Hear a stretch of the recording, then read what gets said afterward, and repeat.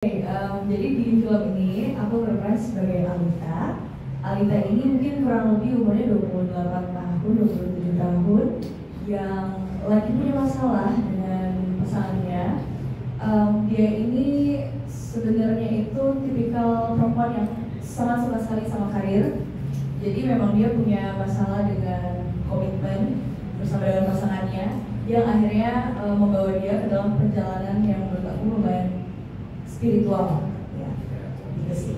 Selanjutnya aku Jordi Pranata yang nanti akan berperan sebagai Budiman. Budiman ini adalah sebuah apa ya? Dia ini sebuah energi mungkin, atau spirit mungkin, atau dia sebuah sosok juga mungkin. Tapi yang jelas dia manusia yang muncul karena masa lalu. Ada sesuatu yang tertahan di hidupnya yang membuat dia terjebak di sebuah persimpangan yang kita sebut crossroad ini, sebuah tempat yang aneh, sebuah tempat yang memiliki cerita di mana Budiman terjebak di dalam situ dan nantinya akan bertemu dengan sama Alita yang akan membantu Budiman ini untuk bisa let go dari masa lalunya. Kurang lebih seperti itu. Di sini saya memerankan karakter Yaya, yaitu adiknya Budiman. Jadi kami berdua tumbuh besar di panti asuhan sampai akhirnya kami tumbuh dewasa bareng, dan akhirnya sampai ada satu hal yang terjadi yang tidak bisa dijelaskan, harus ditonton. Jadi ya itu sih sebenarnya. Jadi ini peran kamu cukup menarik. Apakah ini salah satu alasan kamu untuk gue gabung di baik? Betul, betul. Karena memang dari pas baca sinopsis dan skripnya, karakternya lumayan challenging. Itu aku aja buat menjelaskan dia ini tuh apa agak banyak deskripsinya. Bisa dibilang dia human atau energi atau sosok segala macam. Ini sulit untuk didefinisikan. That's why aku ambil oke deh, boleh kita coba untuk jadi Budiman gitu.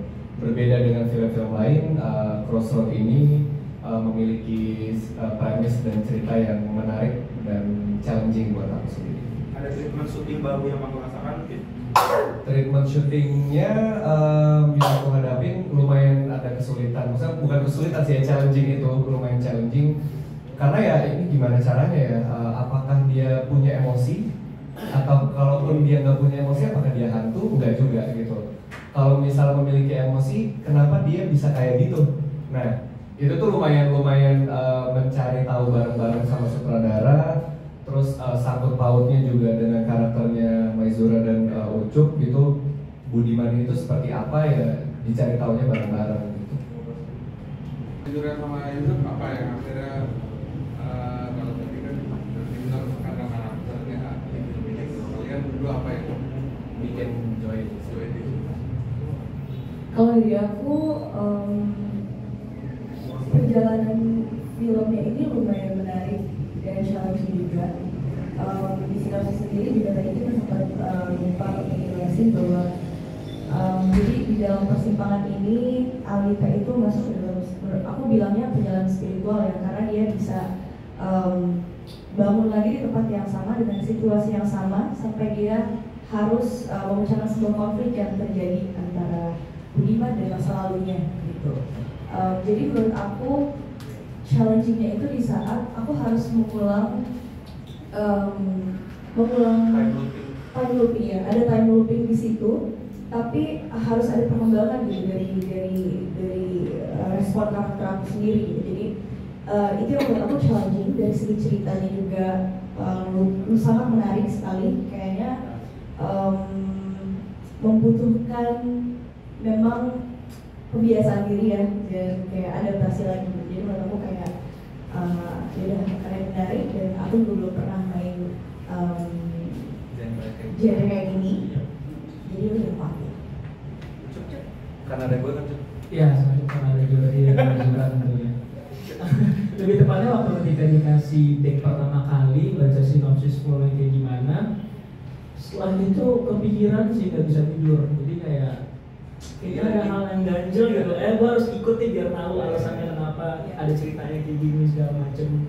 Jadi rasa penasaran itu yang bikin aku pengen ikutan di sini sih. Dan ketika dapat full scriptnya pun kayak wah gila, ini gimana eksekusinya nanti ya gitu. Penasaran gimana treatment sutradara untuk mengeksekusi hal-hal yang ada di skenario sih gitu. Banyak hal baru juga sih yang didapat akhirnya. Iya. Apa aja tuh? Kayak kita harus syuting adegan yang sama berulang kali terus dengan emosi yang berbeda, itu kayak satu hal. Lebih penasaran nanti hasilnya gimana jadinya sih. Teknisnya lumayan ribet segala macam. Ada satu scene dimana kita berempat dengan time waktu yang berbeda. Ada teknis angin, green screen, Iya. semua gitu. Hal baru buat kita mungkin ya. Iya. Lalu ada treatment khusus nggak sih untuk penguatan chemistry kalian bertiga dan pemain lain gitu? Apalagi di sini ada kakak. Gitu. Iya. Kita mana benar-benar kenal semua kali ya. Iya. Jadi kalau masalah chemistry sudah aman, kita lebih godok skripnya gimana, maunya sutradara apa yang dia mau kejar itu sih. Pesan yang mau disampaikan. Kalau masalah chemistry kita semua udah kenal lama gitu, jadi nggak ada masalah-masalah. Udah. Ya sama soal chemistry, aku sama Mai udah 2 atau 3 project bareng. Aku sama Ucup juga kebetulan kita satu manajemen, jadi nilai plus pada saat ngambil project ini dan adik yang jadi adik Budiman itu Ucup. Jadi ya kita tinggal channeling persahabatan kita jadi adik kakak aja, kayak soal habit, terus kayak bagaimana nih dinamika abang adik yang mau kita tampilkan di film ini. Ngobrolnya jadi lebih mudah dan teknis, dan teknisnya lumayan rumit karena nanti kalau teman-teman nonton itu kayak ini nih di time zone yang lagi apa sih ini, karena benar-benar tipis dan kita pun para pemain penasaran sama hasilnya karena pas eksekusi juga sambil ada tanda tanya di kepala kita, ini nanti hasilnya kayak gimana ya, karena teknisnya cuman sutradara mungkin sama tim art yang tahu ini akan diproses dan akan divisualisasikan kayak apa gitu.